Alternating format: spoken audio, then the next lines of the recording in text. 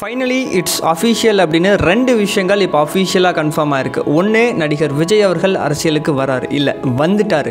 இன்னொன்று ரொம்ப ஷாக்கிங்கான ஒரு விஷயம், தளபதி விஜய் அவர்கள் இப்போ ஆல்ரெடி கமிட்டாக இருக்கக்கூடிய படங்களில் மட்டும் நடிச்சுட்டு இதுக்கப்புறம் படங்களில் நடிக்க மாட்டார் அப்படிங்கிறது. ஸோ ரொம்ப வருஷமாகவே நடிகர் விஜய் அவர்கள் அரசியலுக்கு வராரு அப்படிங்கிற மாதிரியான டாக் இருந்துக்கிட்டே தான் இருந்தது.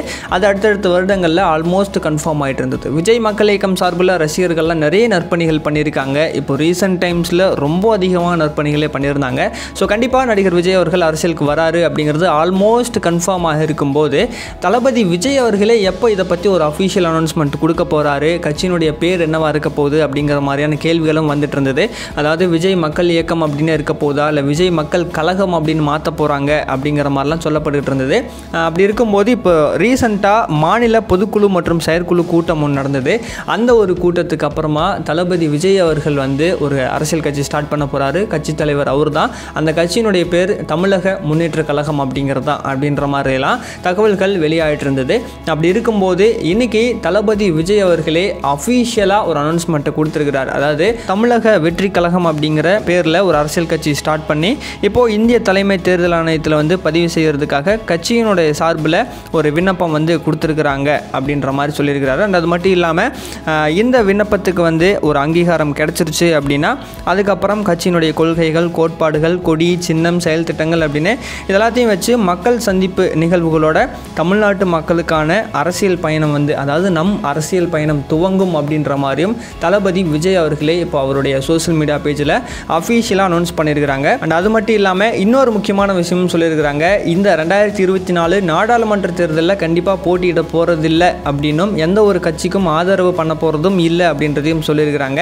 2026 சட்டமன்ற தேர்தலில் போட்டியிட்டு அதில் ஜெயிச்சு மக்கள் விரும்பக்கூடிய ஒரு அரசியல் மாற்றத்துக்கு வழிவகுக்கிறது தான் அவங்களுடைய இலக்கு அப்படிங்கிற மாதிரியும் விஜய் அவர்கள் ஒரு அனௌன்ஸ்மெண்ட் கொடுத்துருக்குறாங்க. அது மட்டும் இல்லாமல் அரசியலுக்கு வர்றதுக்கான காரணம் அப்படிங்கிற மாதிரி விஜய் அவர்கள் சொல்லியிருக்கிறாரு. அதாவது என்னதான் விஜய் மக்கள் இயக்கம் சார்பில் நிறைய நற்பணிகள்லாம் பண்ணிட்டு இருந்தாலும் ஒரு முழுமையான சமூக பொருளாதார அரசியல் சீர்திருத்தங்களை கொண்டு வரணும் அப்படின்னா அது ஒரு தன்னார்வ அமைப்பினால் மட்டும் கண்டிப்பாக முடியாது. அதுக்கு ஒரு அரசியல் அதிகாரம் தேவைப்படுது அப்படிங்கிற மாதிரியும் சொல்லியிருக்கிறாரு. அண்ட் இப்போ இருக்கக்கூடிய அரசியல் பற்றி எல்லாருக்குமே தெரியும். ஒரு பக்கம் நிர்வாக சீர்கேடு, ஊழல் அப்படின்னு இருக்கும்போது இன்னொரு பக்கம் ஜாதி மத பேதம் அப்படின்னு ஒற்றுமைக்கும் முன்னேற்றத்துக்கும் நிறைய முட்டுக்கட்டைகள் இருக்குது.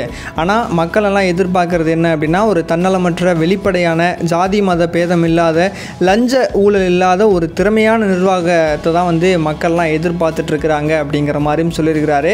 ஸோ இப்போ இருக்கக்கூடிய அரசியல் பற்றி விஜய் அவர்கள் இப்படி சொல்லியிருக்கிறாரு. அவருடைய அரசியல், அந்த அரசியல் பயணம்லாம் எந்த மாதிரி இருக்க போகுது அப்படிங்கிறதெல்லாம் நம்ம வெயிட் பண்ணி தான் பார்க்கணும். அண்ட் இதெல்லாம் தாண்டி விஜய் அவர்கள் அரசியல் கட்சியை பற்றியும் அண்ட் அவருடைய சினிமா பயணத்தை பற்றியும் சொல்லியிருக்கக்கூடிய விஷயம் என்ன அப்படின்னா, என்னை பொறுத்த வரைக்கும் அரசியல் அப்படிங்கிறது இன்னொரு தொழில் கிடையாது, அது புனிதமான மக்கள் பணி. நான் என்னுடைய முன்னோர்கள் நிறைய பேர்கிட்ட இருந்து நிறைய விஷயங்கள் கற்றுக்கிட்டு மனதளவில் பக்குவப்படுத்திட்டு தான் வரேன். ஸோ அரசியல் எனக்கு ஒரு பொழுதுபோக்கு கிடையாது, என்னை நான் முழுசாக இதில் ஈடுபடுத்திக்கணும் அப்படின்னு நினைக்கிறேன். ஸோ அதனால் இப்போதைக்கு நான் கமிட்டாக இருக்கக்கூடிய அந்த ஒரு படத்தையும் கட்சி பணிகளுக்கு இடையூறாக இல்லாத மாதிரி முடிச்சுட்டு அதுக்கப்புறம் முழுசாக மக்கள் சேவைக்காக அரசியலில் மட்டுமே ஈடுபட இருக்கிறேன். ஸோ அதுதான் தமிழ்நாட்டு மக்களுக்கு நான் பண்ணக்கூடிய ஒரு நன்றி கடனாக இருக்கும் அப்படிங்கிற மாதிரியும் நினைக்கிறேன் அப்படின்னு விஜய் அவர்கள் சொல்லியிருக்கிறாரு. ஸோ என்னதான் விஜய் அவர்கள் இதுக்கப்புறம் முழுமையாக மக்கள் பணியில் ஈடுபட போகிறேன் அப்படின்னு சொல்லியிருக்கிறது ஒரு மிகப்பெரிய சந்தோஷமாக இருந்தாலும், இன்னொரு பக்கம் படங்களை நடிக்க மாட்டேன் அப்படின்னு சொல்லியிருக்கிறது வருத்தம் அளிக்கக்கூடிய விஷயமாக தான் நிறைய பேருக்கு இருந்திருக்கு.